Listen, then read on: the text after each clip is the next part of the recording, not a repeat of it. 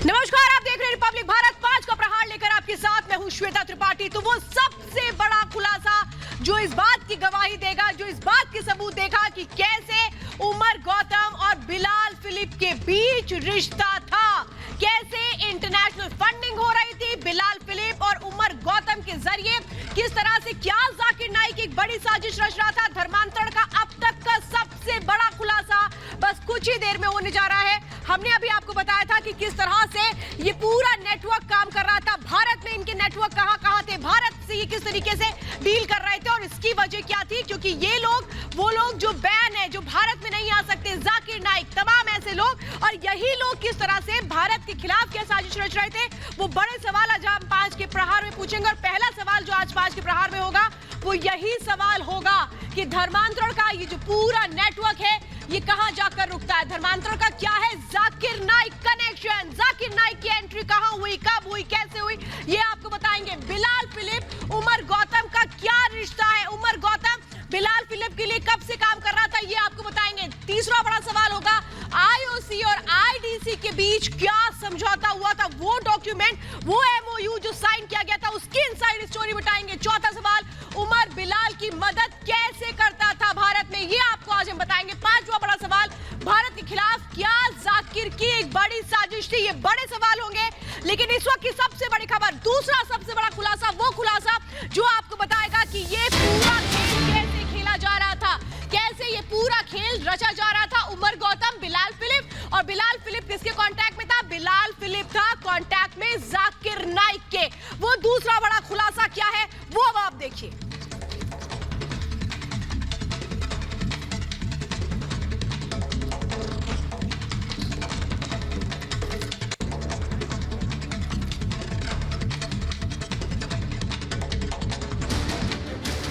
Operation धर्मांतरण के दूसरे खुलासे में उमर गौतम के दोस्त सुफियान ने एक और सनसनीखेज खुलासा किया है। सुफियान ने हमें धर्मांतरण की इनसाइड स्टोरी बताई। सुफियान ने बताया कि आखिर उमर गौतम के इस्लामिक दावा सेंटर और बिलाल फिलिप के इस्लामिक ऑनलाइन यूनिवर्सिटी के बीच संबंध क्या था। इसका एग्रीमेंट क्या है, आईडीसी और आईओयू इस्लामिक ऑनलाइन यूनिवर्सिटी चलाते हैं डॉक्टर बिलाल फिलिप्स, बाहर के हैं वो भी कन्वर्टेड थे वो भी। अच्छा। तो वो डॉक्टर बिलाल फिलिप्स चलाते हैं। अच्छा। उसका दिल्ली में उसका जो ऑनलाइन एग्जाम ही होते हैं, ऑनलाइन कोर्सेज का ही है वो, Islamic studies, online Islamic studies का है वो कोर्स। दिल्ली में उसका सेंटर आईडीसी की बिल्डिंग है। अच्छा। वो आईडीसी की बिल्डिंग है। बस ये टाई अप है कि वो अपना लैपटॉप लेके आते हैं बच्चे जिनको पढ़ना है, हमारे पास उनका आईडी और पासवर्ड आ जाता है एग्जामिनेशन के लिए। वो एग्जामिनेशन हम उनको जो भी आता है उसको टिक करके दे देते हैं। हैदराबाद में इनका मेन सेंटर, तो दिल्ली का जो एग्जामिनेशन सेंटर इनके साथ साइन है, अब एग्जाम, हाँ वो है एग्जामिनेशन सेंटर के लिए बस। एग्जामिनेशन ना क्लासेस भी नहीं होती हैं यहाँ पे, वो ऑनलाइन अपने घर पे पढ़ते हैं। लेकिन जो होता है ना कैसे लॉगिन आईडी पासवर्ड, वो हमारे यहाँ आता है एग्जाम के लिए, तो वो हम उसको दे देते हैं। असिस्टेंस करते हैं आप लोग, सिर्फ 4-5 लोग एक टाइम पे आके बैठ जाते हैं, अपने लैपटॉप पे एग्जाम दे के चले जाते हैं। 1-2 घंटे का होता है वो, लाइव उस पे चलता है। आईडीसी में आप क्या है, मैं तो मेंबर हूँ बस, ऐसे ही आना जाना विजिटर। मेंबर सारे जो आ रहा है वही मेंबर जुड़े हुए हैं, बस ये है, बस वैसे ये कुछ नहीं है कुछ। ऑफिशियली तो उमर साहब ही हैं एक जो हैं। इससे पहले ऑपरेशन धर्मांतरण के खुलासे में आपने देखा कि कैसे उमर गौतम जाकिर नाइक और इस्लामिक ऑनलाइन यूनिवर्सिटी चलाने वाला बिलाल फिलिप के संपर्क में था। तो बिलाल साहब जो हैं उनका लिंक बताते हैं जाकिर से। उनका होगा क्योंकि वो देखो इसमें इस्लाम के कुछ सेक्ट्स होते हैं, जैसे अहले हदीस, सुन्नी, शिया, ये सब होते हैं जो आपने सुने होंगे। तो वो है अहले हदीस। डॉक्टर जाकिर नाइक भी अहले हदीस स्कॉलर है। वो दरअसल वो तो कन्वर्टेड है डॉक्टर बिलाल फिलिप्स, क्रिश्चियनिटी से इस्लाम में आए थे, और डॉक्टर जाकिर नाइक टीचर हैं। तो वो इंटरनेशनल के लेवल के हैं दोनों। उमर साहब तो बेचारे दोनों इंडिया में नहीं है, दोनों इंडिया में, तो वो नहीं, दरअसल इंडिया में ना भी हो तो अभी नहीं है ना इंडिया में, पिछले 3-4 साल से डॉक्टर जाकिर नाइक, उमर साहब की मुलाकात दोनों से है।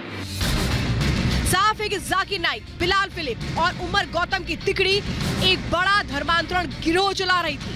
क्या था जाकिर नाइक, उमर गौतम, बिलाल फिलिप का मकसद? आज करेंगे बड़ा सवाल प्रहार। तो अब आपको समझ में आया वो सबसे बड़ा खुलासा। इस वक्त हमने आपको बताया कि उमर गौतम को कौन मदद कर रहा था। उमर गौतम को मदद जाएगा। जाकिर नाइक जो किस तरह से जहर उगलता था वो हमने देखा था, और बैन है जाकिर नाइक भारत में, वो यहाँ नहीं आ सकता, और इसका फायदा किस तरह से वो उठाता है दूसरे लोगों के जरिए, ये अभी हम आपको बता रहे हैं। मेरे साथ इस वक्त खास मेहमानों का पैनल जुड़ चुका है। मेरे साथ इस वक्त जुड़ चुके हैं मोहसिन रजा, हमारे साथ जुड़ेंगे, कैबिनेट मिनिस्टर हैं यूपी सरकार में, स्वागत है आपका। मेरे साथ गुरु प्रकाश जुड़ चुके हैं, नेशनल स्पोक पर्सन है बीजेपी के। ममता काले मेरे साथ है, राजनीतिक विश्लेषक। मुफ्ती वजाहत कासमी साहब भी हमारे साथ है, कन्वीनर है उलेमा सेल के। और हमारे साथ इस वक्त हाजी नाजिम साहब जुड़ चुके हैं। हमारे साथ सईद जवाद साहब जुड़े हुए, इस्लामिक स्कॉलर हैं। डॉक्टर सतीश प्रकाश मेरे साथ जुड़ चुके हैं, पॉलिटिकल एनालिस्ट है। लेकिन सबसे पहले इस वक्त की बड़ी खबर जो हम आपको लगातार बता रहे हैं, ये आपके लिए समझना जरूरी है कि आखिर ये नेटवर्क कैसे था, ये खेल कौन कर रहा था, ये क्यों खेल खेला जा रहा था, इसके पीछे वो कौन सी साजिश थी जिसका सामने आना जरूरी है। वो सबसे बड़ा खुलासा हमने आपको किया अभी तक का कि ये कनेक्शन कहां पे था। हर कोई ये जानना चाह रहा था कि आईडीसी को, इस्लामिक दावा सेंटर को आखिर मदद कौन कर रहा था। और अनुज इस वक्त मेरे साथ जुड़ चुके हैं, जिन्होंने ये स्टिंग ऑपरेशन किया, जिन्होंने वो सबूत आपके सामने रखे कि कैसे ये कनेक्शन था। मुझे सबसे पहले अनुज ये बताइए कि बिलाल फिलिप और उमर गौतम कैसे एक दूसरे से कनेक्टेड थे और कैसे आईडीसी को फंडिंग कर रहा था आईओसी। जी बिल्कुल, देखिए अगर बिलाल फिलिप की बात करें तो आईओसी वो संस्था है जो बिलाल फिलिप चलाता है। वहीं अगर भारत के अंदर बात करें तो उमर गौतम की जो संस्था है जिसका नाम आईडीसी है, उसके साथ एमओयू एक साइन होता है। करीबन 2010 में ये एमओयू साइन हुआ था जो बताया गया है, और उस एमओयू के बाद ये दोनों संस्थाएं एक साथ काम करती हैं। देखिए अगर डॉट्स को कनेक्ट करेंगे, अगर लिंक जोड़ेंगे तो उससे बिल्कुल ये साफ होता है। जो बात एटीएस भी कह रही है, मैं आपको बता दूं, जो उत्तर प्रदेश पुलिस भी कह रही है कि उमर गौतम के इंटरनेशनल लिंक क्या हैं और कौन वो लोग हैं जिनके सपोर्ट से ये पूरा धर्मांतरण का जो रैकेट है वो चलता है। तो इससे देखिए ये बिल्कुल साफ होता है। बिलाल फिलिप की अगर बात करें तो भारत के अंदर और अन्य कई राज्यों के अंदर वो बैन है। उसके अलावा जाकिर नाइक की बात करें तो वो भी भारत के अंदर और कई देशों में बैन है। तो लगातार देखिए इस खुलासे में हम ये साफ कर रहे हैं, जो उमर गौतम का दोस्त है सूफियान, उसने बताया कि उमर गौतम बिलाल के साथ संपर्क में है, उसने बताया वो जाकिर नाइक के साथ संपर्क में है। तो ये पूरा कनेक्शन देखिए एक तरीके से साफ होता है कि कड़ियां कैसे जुड़ी हुई हैं। और इसी पे उत्तर प्रदेश पुलिस काम कर रही है, और इसी चीज को इन्वेस्टिगेशन के बाद उत्तर प्रदेश पुलिस और एटीएस ने भी साफ किया है। बिल्कुल, और अनुज आप सही कह रहे हैं कि बिलाल फिलिप को लेकर भी ADG law and order Uttar Pradesh Prashant Kumar ने साफ तौर पे कहा था कि उसकी तलाश भी लगातार जारी है। और देखिए बिलाल फिलिप का सामने आना जरूरी है, क्योंकि बिलाल फिलिप ये बताएगा कि आखिर कौन उसको इंस्ट्रक्शन दे रहा था, उसका आका कौन था। और वहां तक अगर हम पहुंचते हैं तो फिर ये पूरा पर्दाफाश हो जाएगा इस खेल का। मेरे साथ हिमानी भी जुड़ी है, मेरे साथ शाजिया भी जुड़ी हुई है। हिमानी का भी रुख करूंगी क्योंकि दिल्ली से लेकर कश्मीर तक ये पूरा नेक्सस फैला हुआ है, लेकिन इस नेक्सस को तोड़ना बहुत जरूरी है। हिमानी, आप लगातार सुबह से श्रीनगर से रिपोर्टिंग कर रही हैं, मुझे बताइए कि किस तरीके से वहां पर तमाम चीजें आपको देखने को मिली।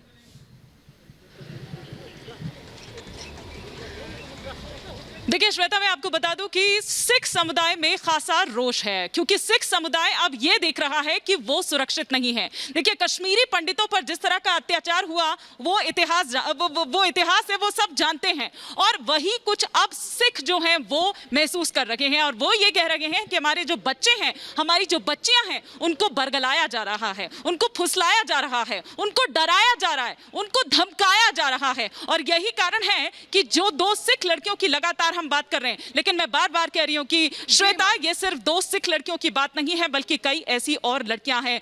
कई लड़कियां तो ऐसी भी हैं जिनका अभी तक कोई पता नहीं चल पाया है, अब उनसे संपर्क साधा जा रहा है। लेकिन जो आज जिस लड़की का भाई हमारे साथ जुड़ा, बात की, वो ये कह रहा है कि अगर इस बात को लेकर आप पुलिस के पास जाते हैं तो पुलिस उल्टा आपको धमकाने लगती है, पुलिस उल्टा आप पर दबाव बनाने लगती है कि आप ये काम करिए। मतलब जो धर्म परिवर्तन की बात कही जाती है, और देखिए ये धर्म परिवर्तन कोई अपनी इच्छा से करे तो एक अलग बात है, लेकिन जबरदस्ती आप किसी को ये कहें कि तुम्हारे देवी देवता कमजोर हैं, तुम्हारी देवी देवता में वो शक्ति नहीं है, या तुम्हारे देवी देवता वो सच्चे नहीं है, बल्कि यहाँ आपको सच में। बिल्कुल सही बात। देखिए मानी, आप जिन बातों का यहाँ पर जिक्र कर रही हैं, उन पीड़ितों के जो माता पिता है वो भी यही बात कह रहे थे। शाजिया, ये बहुत बड़ा नेटवर्क है, और कहें कि इस नेटवर्क का मास्टरमाइंड कौन है वो जल्द अब सामने आएगा। बिल्कुल, मास्टरमाइंड जल्द ही सामने आएगा, और मास्टरमाइंड श्वेता, चाहे जो भी हो, नुकसान हमारा हो रहा है, हमारे देश का हो रहा है, हमारे नौजवानों का हो रहा है, हमारे बच्चों का हो रहा है, हमारी बच्चियों का हो रहा है। उनको तकलीफें, परेशानियां झेलनी पड़ रही है। मूक बधिरों का ये जबरन धर्म परिवर्तन करवा रहे हैं। सिख बच्चियों को जबरदस्ती बरगलाने की कोशिश कर रहे हैं, फिर भी नहीं बहला पाते हैं, फुसला पाते हैं तो जबरदस्ती करते हैं उनके साथ। एक 40 साल की उम्र के आदमी के साथ उनकी शादी करवा दी जाती है। इस तमाम तरह की कोशिशें की जा रही है। आका चाहे कोई भी हो, लेकिन इस चीज का खात्मा होना चाहिए और उम्मीद है कि जल्द से जल्द श्वेता इसका खात्मा होगा, क्योंकि पहले हमने देखा इस तरह के मामले सामने नहीं बिल्कुल आते। शाजिया, आप बिल्कुल सही कह रही हैं और सवाल तो यही है कि आखिर ये तार कहां-कहां जुड़ते हैं, क्योंकि रिपब्लिक भारत सबसे बड़ा खुलासा इस वक्त कर रहा है। रिपब्लिक भारत एक के बाद एक सबूत रख रहा है कि कैसे धर्मांतरण की ये चेन थी, कहां से ये नेटवर्क था और कहां से ये खेल चल रहा था। लेकिन इसी कड़ी में ये जो ट्रायंगुलर है, ये जो तिकड़ी है, क्या ये तिकड़ी तक ही बात सीमित है या इसके और ज्यादा किरदार है? जाकिर नाइक पूरी पिक्चर में अगर कोई सामने आता है तो जाकिर नाइक से जुड़ा हुआ है बिलाल फिलिप के कांटेक्ट में उमर गौतम था और आईडीसी और आईओए में कैसे कॉन्ट्रैक्ट हुआ था वो हमने अभी आपको सबूत दिखाया। और इसके बाद जो गिरफ्तार हुआ वो हुआ जहांगीर इरफान खान जो छोटे बच्चे, मुख बधिर बच्चों को कैसे उनकी जाल में फंसाता था, क्योंकि ये इंटरप्रेटर था, यानी कि उनसे उनकी भाषा में बातचीत करने वाला। मन्नू यादव ने अपना पहले धर्म हिंदू हुआ, फिर वो धर्म परिवर्तन करता है और इसके बाद जब इस्लाम कबूल कर लेता है फिर कैसे वो इस पूरे रैकेट में शामिल होता है, उसकी भी गिरफ्तारी हुई। राहुल भोला, उसकी गिरफ्तारी हुई और ये गिरफ्तारियां बताती हैं कि कितना बड़ा जाल था। और इस वक्त मेरे साथ सुब्रत पाठक जुड़ चुके हैं, कन्नौज से सांसद हैं। सुब्रत पाठक जी, मैं सबसे पहले आपसे यही समझना चाहती हूँ सर कि क्या चल रहा था ये, क्योंकि जाकिर नाइक की भी एंट्री होती है, उमर गौतम के साथ साथ बिलाल उससे मिला होता है। क्या कहें कि एक बहुत बड़ा नेक्सस विदेश से चल रहा था धर्मांतरण का और साजिश कुछ और थी? देखो, कुल मिलाकर ये क्या चल रहा था, ये कोई अभी थोड़ी ना चल रहा है, न कोई आज नया शुरू हो गया है।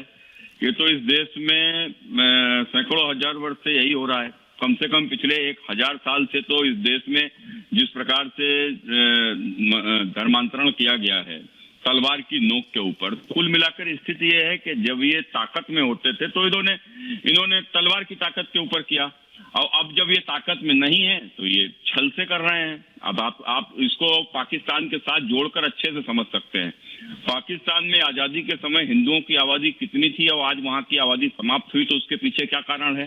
उसके पीछे कारण है कि पाकिस्तान की सरकार का उनको संरक्षण मिलना। तो पाकिस्तान में सरकार का संरक्षण रहा, इस कारण से उन्होंने बल से, और हिंदुस्तान में सरकार का संरक्षण नहीं है इसलिए छल से। तो यहाँ के ऊपर इसमें बहुत सी स्थितियां हैं। आप देखो, आखिर ये लफ्ज़ियात क्या है?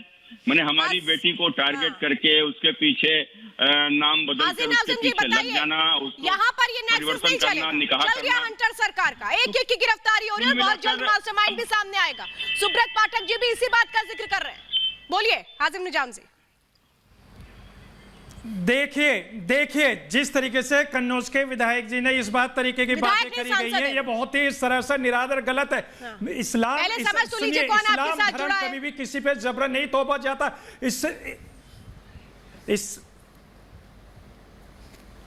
इस्लाम धर्म किसी पे जबरदस्ती नहीं थोपा जाता। इस्लाम शांति प्रिय है और जिस तरीके से ये कहा गया है कि इस्लाम शमशीर के जोर पे, तलवार के जोर पे करा गया है, ये निरादर आपका गलत बयान है।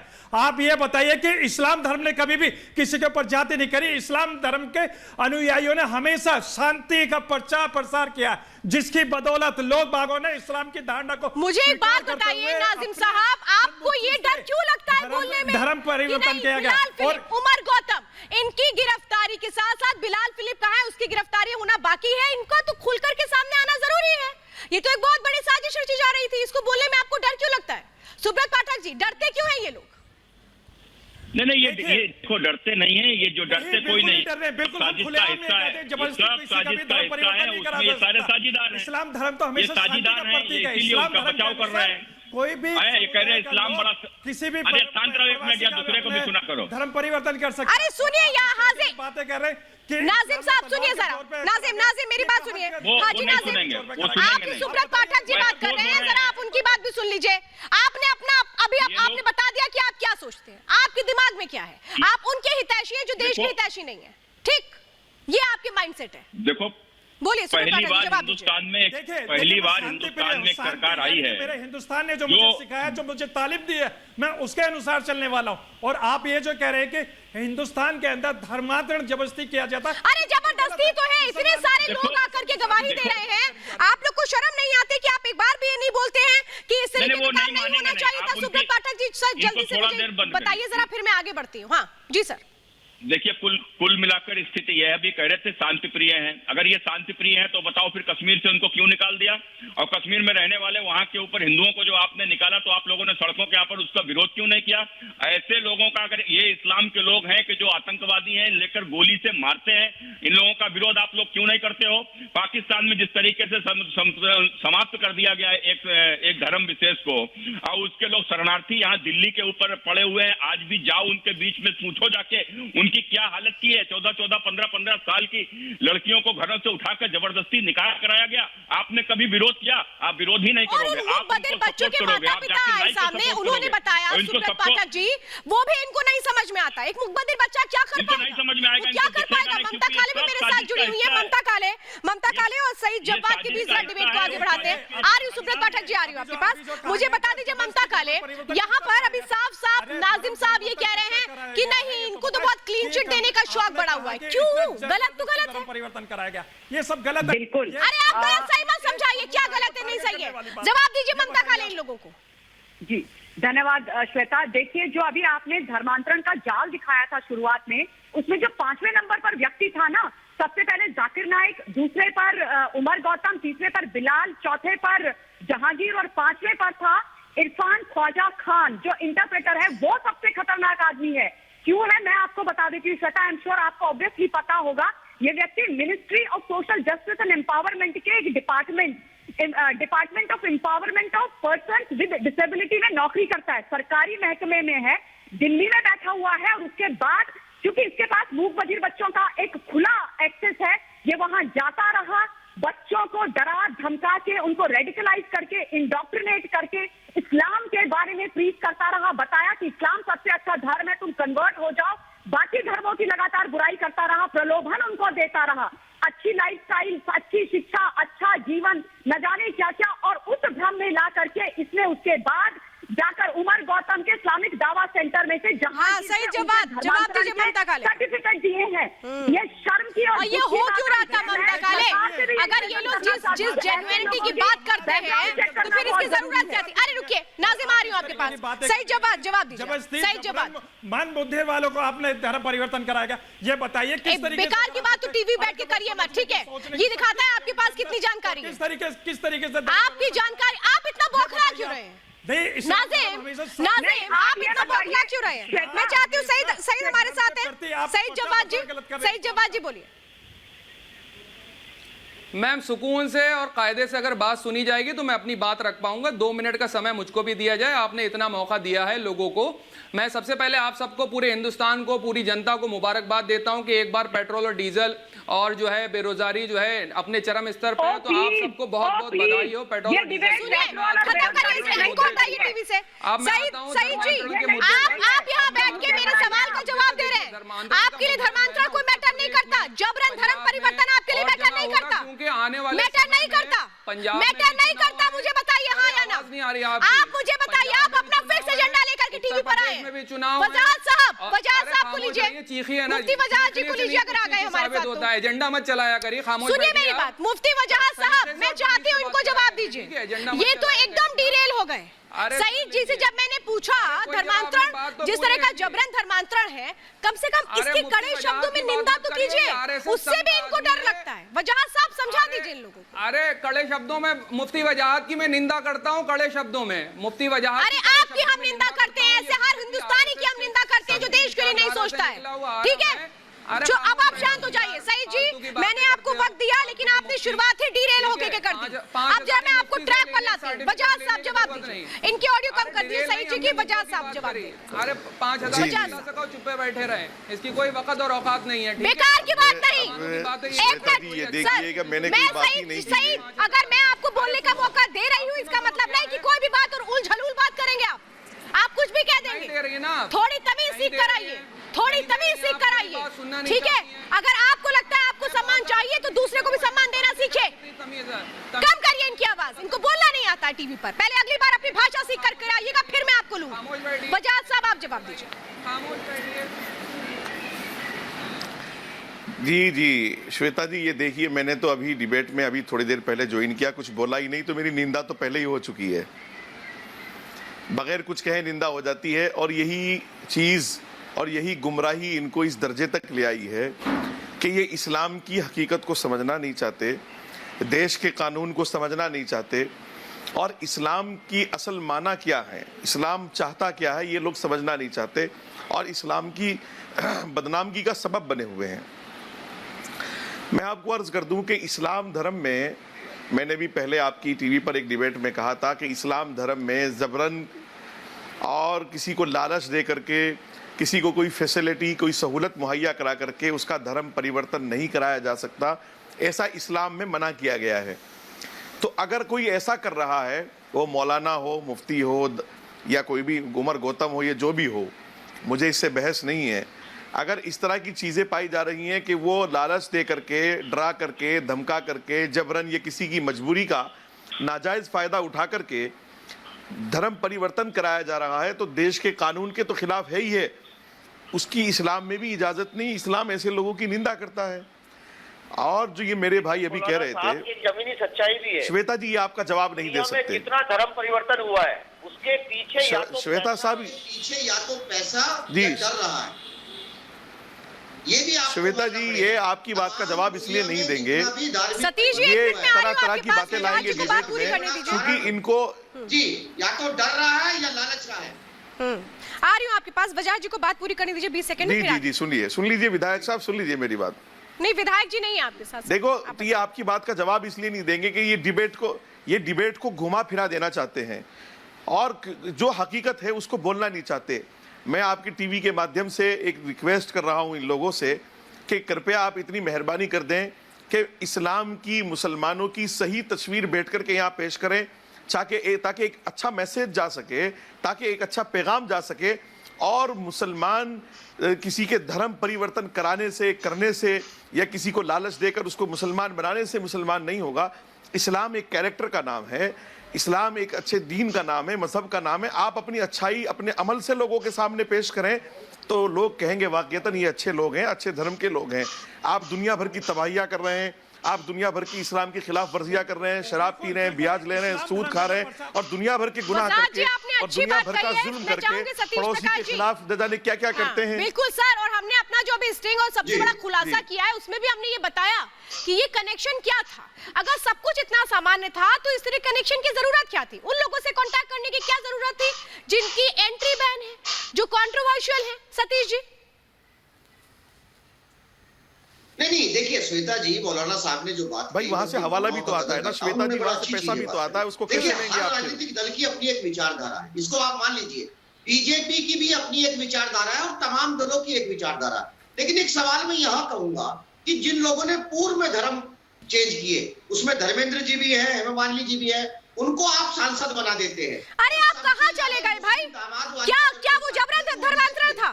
सतीश जी, आप लोग की बड़ी प्रॉब्लम है, आप लोग की बड़ी प्रॉब्लम है सर। मैं आपको मौका देती हूँ और आप लोग वो बातें करते हैं जो बहुत बेवकूफी होती है। वो जबरन धर्म परिवर्तन था, वो जबरन धर्म परिवर्तन था। मुझे बताइए जबरन धर्म परिवर्तन था वो। अगर वहाँ धार्मिक उत्पीड़न हो रहा है तो इसकी जिम्मेदार बीजेपी है ना। वाह वाह, हाँ, बिल्कुल। आपके पास कुछ है ही नहीं, आप सरकार पे ठीकरा फोड़ो। राज्यपाल किसका है? सरकार पे ठीकरा फोड़ो। सुब्रत पाठक जी जवाब दीजिए ऐसे लोगों को। सुब्रत पाठक जी, अगर वहाँ धार्मिक उत्पीड़न हो रहा है, सुब्रत पाठक जी, और लोगों को न्याय नहीं मिल रहा है, तो एक बेवजह की, बिला वजह की ये बहस है। और इसमें इस तरीके की ये लोग जो बात कर रहे हैं, निश्चित रूप से तथ्यों के ऊपर बात ही नहीं करना चाहते, न तथ्यों को ये सुनना चाहते हैं। इस देश में जिस दिन भी इस देश का मुसलमान और गलत चीजों का विरोध करने लगेगा, अपने अंदर की घट रही गलत चीजों का, तो मैं समझता हूँ इस देश में भाईचारा मजबूत होगा। लेकिन अब जिस प्रकार की ये स्थिति लगातार एक के बाद एक षड्यंत्र इस प्रकार से आ रहे हैं। एक तरफ ये बताते हैं कि इस्लाम जो है बड़ा शांतिपूर्वक धर्म है, और वो शांति वाला धर्म आता है इस देश में, तो इस देश उसमें सबसे पहले यहाँ के जो है सोमनाथ मंदिर को ध्वस्त करता है। वही धर्म जो है यहाँ के ऊपर बाबा विश्वनाथ मंदिर को ध्वस्त करता है।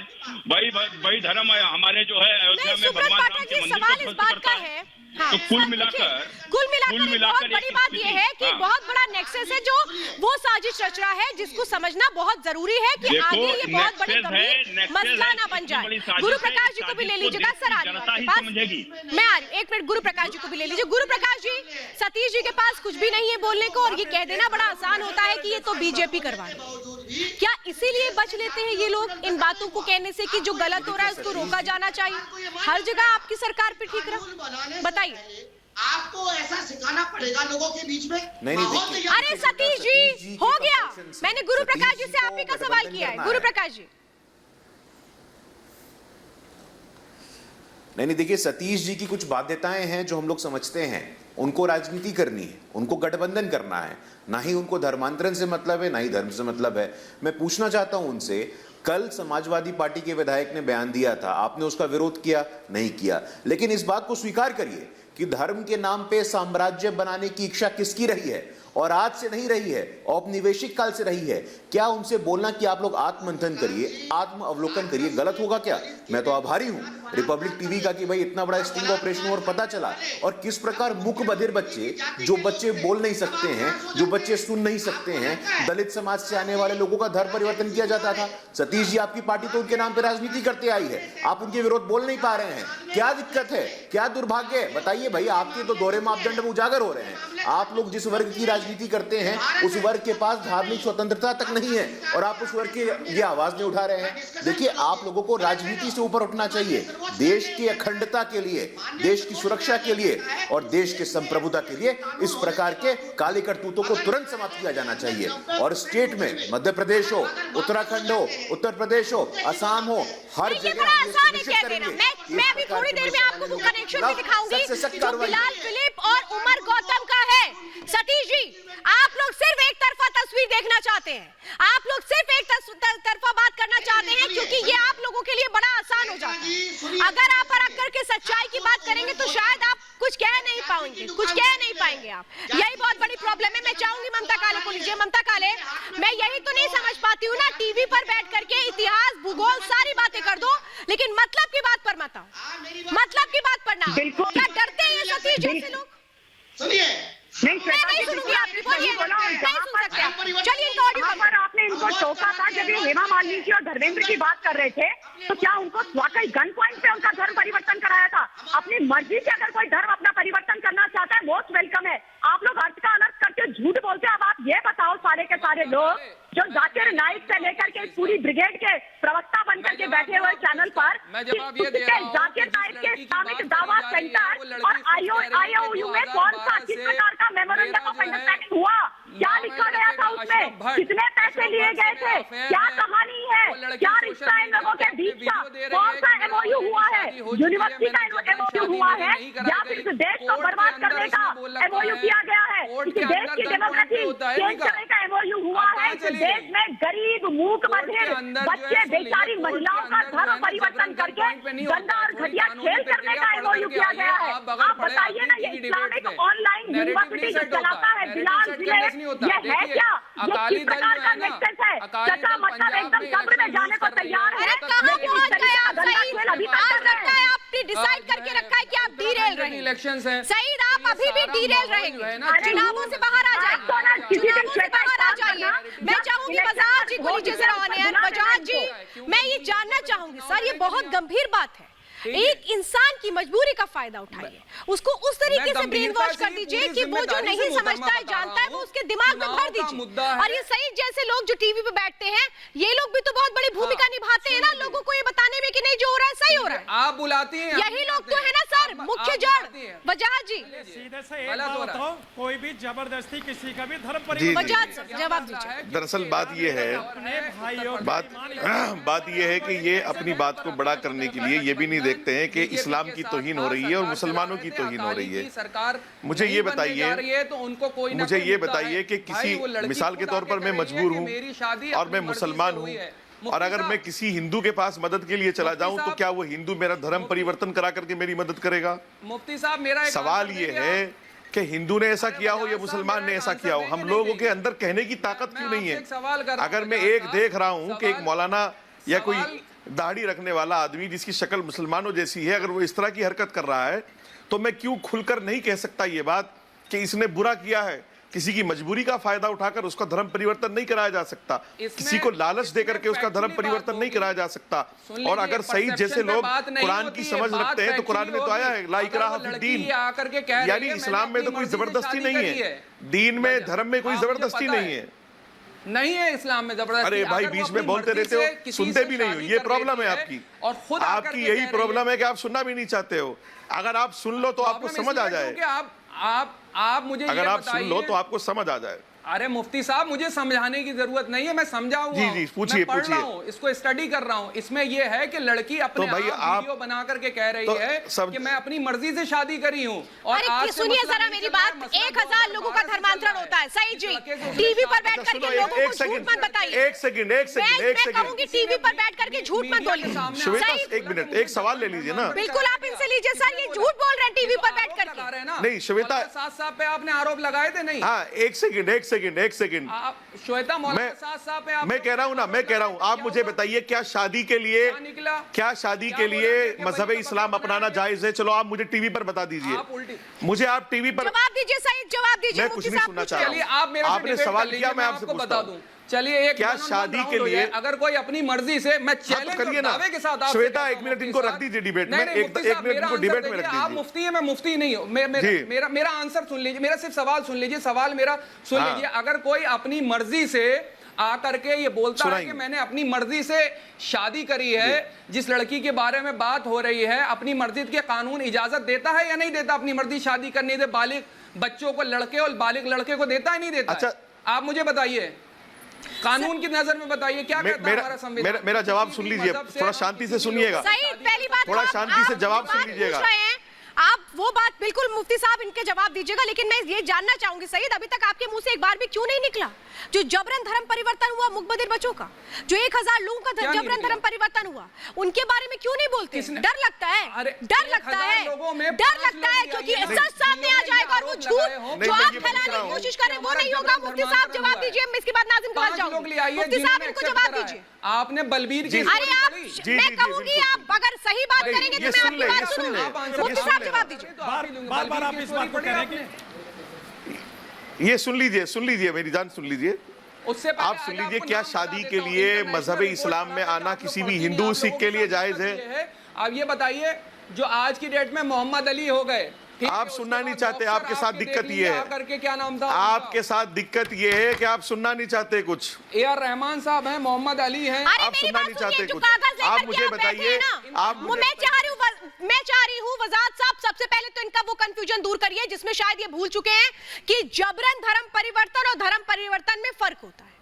अभी तक हम जो भी बात कर रहे हैं वो जबरन धर्म परिवर्तन की बात कर रहे हैं, और जिन लोगों का नाम ये सईद ले रहे हैं इनको ये नहीं पता है कि उन लोगों ने अगर धर्म परिवर्तित किया तो वो उन्होंने अपनी मर्जी से किया। ये क्या बेकार की बात कर रहे हैं टीवी पर बैठ करके? जो घर वापसी, अरे आप शांत रहिए सईद, कुछ नहीं पता है आपको। वजाहत साहब इन लोगों को कड़ाई से जवाब दीजिए सर, यही लोग हैं असली कल्प्रिट, यही लोग हैं असली कल्प्रिट, जवाब दीजिए सर। अलीगढ़ के अंदर, मुजफ्फरनगर के अंदर, गाजियाबाद के अंदर, मैं इनसे ये पूछना चाह रहा हूँ कि शादी के लिए मजहब इस्लाम में आना जायज है कि नहीं? मैं इनसे ये पूछना चाहता हूँ, ये टीवी पर बताएं मुझे कि क्या शादी के लिए किसी धर्म में आना जायज है? यानी मैं शादी के लिए हिंदू बन जाऊं, आप शादी के लिए मुसलमान बन जाए, क्या ऐसा जायज है? मैं ये पूछना चाहता हूं ना, बताइए ना मुझे। सईद भाई आप बताइए, क्या सईद जल्दी जवाब दीजिए, इसके बाद मेरे पास वक्त का भी, मैं नाज़िम के पास जाऊं। इस्लाम में आना जायज है? हेलो, आपकी आवाज ब्रेक कर रही है मुझे, आप किसकी फोटो, आपकी आवाज नहीं आ रही है मेरे तक। नाज़िम साहब आप जवाब दीजिए। नाज़िम साहब टीवी पर बैठ करके झूठ फैलाएंगे क्या? मुफ्ती साहब बहुत क्लियर बात पूछ रहे हैं, इस बात को मानने में, समझने में आपसे ज्यादा तो समझ रखते ही होंगे। जो सवाल करा है मुफ्ती साहब ने, जो सवाल करा है सुनिए, उसके बारे में बताता हूँ कि एक शादी के लिए आप अगर धर्म परिवर्तन करके आप शादी करते हैं तो बिल्कुल गलत है। वे धर्म परिवर्तन शादी के लिए कोई ज्यादा अहमियत नहीं रखते। अगर आपको सच्चाई, बस यही सवाल है, यही डिबेट है, ये कहिए आपके गलत है, आप ये कहिए कि गलत है, जानकर उसमें धर्म परिवर्तन कर सकते हैं। और आप ये जो कह रहे हैं कि शादी के बेशक ये सही बात है, ये सही बात परिवर्तन करा जाता, ये सही है, इसकी कोई इजाजत नहीं देता, कोई धर्म इजाजत नहीं देता। ममता काले, इस्लाम की खूबी जानकारी इस्लाम के अंदर बहुत अच्छी बात कही नाजिम साहब, ये अच्छी बात आपने कही। देखिए यही तो हम भी कह रहे हैं ना, गलत को गलत कहिए, गलत को गलत कहिए, उसमें मत डरिए। ममता काले बहुत देर से समझ में आया नाजिम साहब को कि कहना क्या था, लेकिन सईद अभी भी नहीं समझ पा रहे हैं कि जल्द से जल्द इन लोगों को बताना चाहिए कि गलत हो रहा है और सबको मिलकर के आवाज उठानी चाहिए, रोकना चाहिए इस तरीके के माँ बाप को। बिल्कुल श्वेता, गलत हो रहा है और देश के नागरिकों के साथ गलत किया जा रहा है। कुछ लोग जो इस्लाम धर्म के ठेकेदार बने हैं, वो झूठे और मक्कार लोग हैं, वो इस्लाम के साथ गलत कर रहे हैं। मैं सबसे पहले तो मुफ्ती साहब को प्रणाम करना चाहती हूँ, जिन्होंने आज इतने बड़े बड़े भ्रम उन तमाम लोगों के तोड़ दिए हैं जो इस्लाम को बदनाम कर रहे हैं, इस्लाम के नाम पर झूठी कहानियां फैलाते हैं। और ये सच बात है, ये प्रश्न मैंने भी कल उठाया था कि भैया शादी करने के लिए धर्म परिवर्तन करने की कोई आवश्यकता नहीं होती है, किसी को गोली मार दी जाए, किसी को खत्म कर दिया जाए, ये आवश्यकता नहीं है। और जिस प्रकार से इस्लामिक दावा सेंटर में 50 लाख से ज्यादा रुपया, लेकिन सईद जैसे लोगों को अभी भी समझ में नहीं आ रहा है, जो अपनी ही कहानी कर रहे हैं, जो अपना ही एजेंडा चला रहे हैं, लेकिन एक बार भी इनके मुंह से ये नहीं निकला कि उमर गौतम गलत शख्स था और ये लोग गलत काम कर रहे थे। इनको कड़ी सजा मिलनी चाहिए, इनका नेटवर्क जहां जाए वो खुलकर के सामने आना चाहिए। और एक और बड़ा खुलासा इस वक्त होगा थोड़ी देर में 6 बजे महाभारत में, वो तीसरा बड़ा खुलासा देखिएगा। रुकेंगे एक ब्रेक के लिए।